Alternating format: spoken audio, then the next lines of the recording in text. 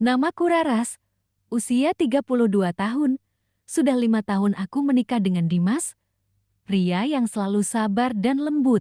Kami hidup sederhana di pinggiran kota, tapi ada satu hal yang selalu membuat rumah tangga kami terasa hampa. Kami belum juga dikaruniai anak. Setiap bulan, setiap kali Haid datang, aku menangis diam-diam di kamar mandi. Aku tahu Dimas pun kecewa, meski dia tak pernah mengatakannya. Belum rezeki kita, sayang, katanya selalu, tapi di balik kata-kata lembut itu, aku bisa merasakan jarak yang perlahan tumbuh di antara kami. Aku sudah berobat ke dokter, mencoba terapi, minum jamu kesuburan, bahkan mengikuti saran orang tua untuk puasa mutih. Namun semuanya nihil. Sampai suatu sore, saat aku duduk termenung di warung, seorang ibu tua menyapaku. Kalau kamu sungguh ingin punya anak, datanglah ke Mbah Sastro di ujung desa Nglirip, katanya lirih. Aku sempat tersenyum sopan dan menolak. Tapi kata-kata itu terus terngiang di kepalaku malam itu. Beberapa hari kemudian, tanpa sepengetahuan Dimas, aku nekat datang ke rumah Mbah Sastro. Rumahnya terletak di tengah kebun bambu, sunyi. Dan entah kenapa terasa dingin meski matahari sedang terik. Mbah Sastro menyambutku dengan tatapan tajam namun menenangkan. Aku tahu tujuanmu, Nduk, katanya sebelum aku sempat bicara. Tangannya keriput tapi hangat saat menyentuh pergelangan tanganku. Kamu akan punya anak, tapi harus siap menanggung akibatnya. Kalimat itu membuatku merinding, tapi aku terlalu khas akan harapan. Aku siap, Mbah. Jawabku mantap, tanpa tahu apa arti dari akibatnya itu. Malam itu, Mbah Sastro melakukan ritual aneh. Ada asap dupa, air di kendi, dan mantra-mantra yang tak ku mengerti. Dia memberiku ramuan hitam pekat dan berkata, minum sampai habis.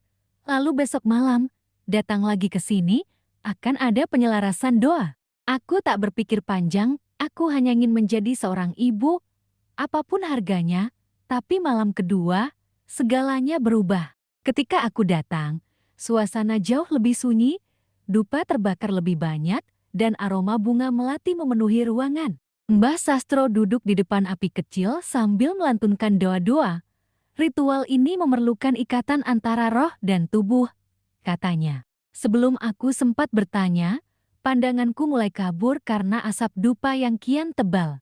Aku tak tahu apa yang terjadi setelahnya, hanya samar mendengar bisikan dan merasakan sesuatu yang aneh menyelimuti tubuhku. Ketika aku sadar, pagi telah tiba. Aku terbaring di tikar bambu, dan Mbah Sastro hanya berkata lembut, "Ritual sudah selesai, pulanglah Nduk. Dalam waktu dekat, keajaiban akan datang." Aku pulang dengan tubuh lemas tapi hati penuh harapan, dan benar saja 2 bulan kemudian, aku dinyatakan hamil. Hari itu aku menangis bahagia di hadapan Dimas.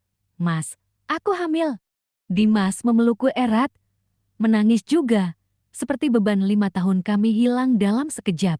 Kami berdua berlutut bersyukur, tak tahu bahwa di balik keajaiban itu tersimpan sesuatu yang kelam. Kehamilanku berjalan lancar, tapi setiap malam, aku selalu bermimpi aneh. Dalam mimpi itu, aku melihat bayangan Mbah Sastro berdiri di dekat ranjangku, tersenyum samar, membelai perutku. Kadang aku terbangun dengan dada sesak dan keringat dingin. Pernah suatu malam, aku terjaga dan melihat sosok bayangan di depan cermin kamar, dengan sorot mata yang sama seperti Mbah Sastro. Aku menjerit, tapi ketika Dimas menyalakan lampu, bayangan itu menghilang. Semakin besar kandungan ini, semakin kuat rasa aneh dalam diriku. Aku mulai menyadari sesuatu yang tak seharusnya. Bayi ini bukan darah Dimas. Aku tidak tahu bagaimana menjelaskannya, tapi aku bisa merasakan ikatan yang lain, seolah ada roh yang menempel di tubuhku, mengawasi setiap detak jantungku. Suatu malam, rasa bersalah memuncak. Aku pergi diam-diam ke rumah Mbah Sastro, ingin meminta penjelasan. Tapi rumah itu sudah kosong, penuh debu, rayot, seolah sudah ditinggalkan bertahun-tahun. Tidak mungkin, gumamku gemetar. Seorang warga lewat dan berkata, "Loh, kamu nyari Mbah Sastro. Beliau sudah meninggal enduk, sudah 7 tahun lalu. Dunia seakan berhenti berputar, aku jatuh berlutut di tanah, menatap rumah kosong itu sambil menggigil. Kalau begitu, siapa yang selama ini menolongku? Sejak malam itu, setiap kali aku memandangi perutku, aku merasa bayi di dalamnya bergerak, tapi bukan seperti tendangan bayi biasa. Rasanya seperti gerakan tangan seseorang dari dalam, mencoba menyentuhku. Bulan demi bulan berlalu, sampai akhirnya waktu melahirkan tiba. Dimas menggenggam tanganku di ruang bersalin, penuh cinta dan haru. Tapi begitu bayi itu lahir, semua cinta itu lenyap. Dimas menatap wajah anak itu dengan pandangan kosong. Raras, ini suaranya tercekat. Aku menoleh, dan darahku seolah berhenti mengalir. Wajah bayi itu tidak seperti bayi pada umumnya. Kulitnya pucat, matanya hitam pekat, dan di dahi kecilnya ada tanda merah seperti yang dulu kulihat di kening Mbah Sastro saat ritual malam itu. Dimas mundur perlahan, ketakutan.